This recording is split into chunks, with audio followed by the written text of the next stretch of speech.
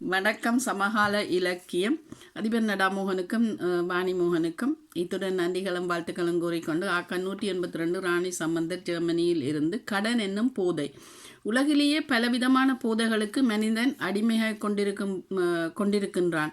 மனிதன் மது பழக்கத்துக்கு மட்டுமல்ல அடிமை, தற்போது புகைப்பிடித்தல், கஞ்சா போன்ற பல விபரீதமான வடிவங்களில் உலகமே அதிகமாக கொண்டிருக்கும் வேளையில் மனிதனுக்கு மனம் சார்ந்த மோசமான போதைகள் அவனது வாழ்வியை அழித்து விடுகின்றன.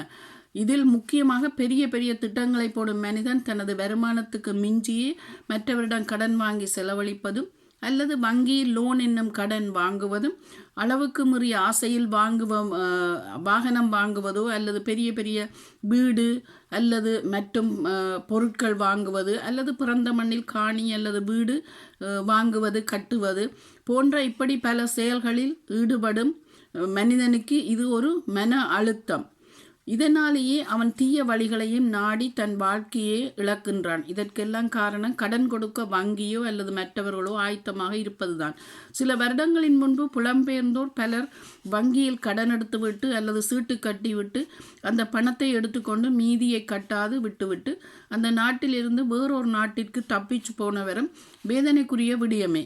தன்னால் இயன்றதை செய்து பழகினால் பிள்ளைகள் கூட அதை பார்த்து தெரிந்து கொள்வார்கள். இந்த கடன் தொல்லியால் சிலர் தற்கொலை கூட புலம்பெயர் மண்ணில் செய்துள்ளனர். எனவே சிந்தித்து செயல்படுவோம்.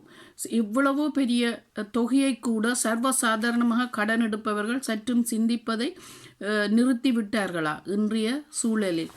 இல்லையே, தொடருகின்றனர். நன்றி, வணக்கமுடன் ராணி சம்பந்தர், ஜெர்மனியில் இருந்து.